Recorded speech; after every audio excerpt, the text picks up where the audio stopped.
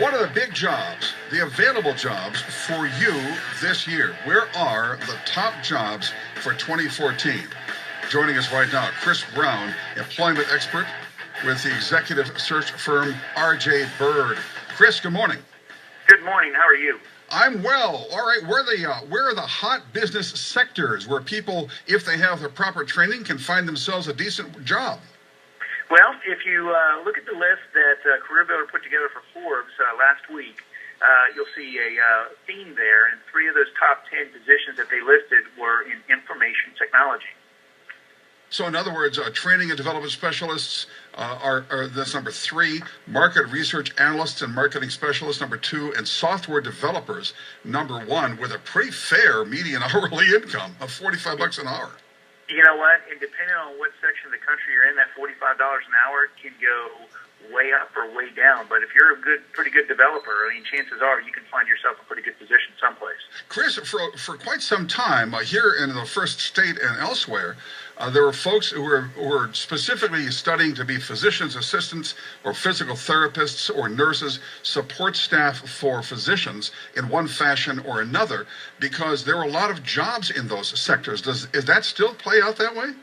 Well, there's one healthcare-related position on the list, and that is number 5, which is physical therapist. And I think that's attributing to the baby boomers in the U.S. getting a little bit up there in age as it pertains to those guys starting to retire and such. But in my opinion, I think that if you look at this list a year from now, it's probably going to be a little bit different. There probably will be some more healthcare-related positions on there. I just think that there's so much unease and unknowing with this affordable health care that people just aren't sure exactly what direction it's going to be heading.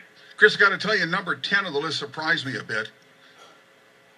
You know, it did me too, but if you think about this, in this ever-evolving world of globalization, everybody out there is trying to get their product and services in front of a lot of different types of cultures and a lot of different audiences. So it would make sense if you actually stepped back and thought about this, but certainly, if you were going to guess at what your top 10 was, I don't think translators and interpreters would have been on mine either. No, translators and interpreters, the 10th hottest job for 2014.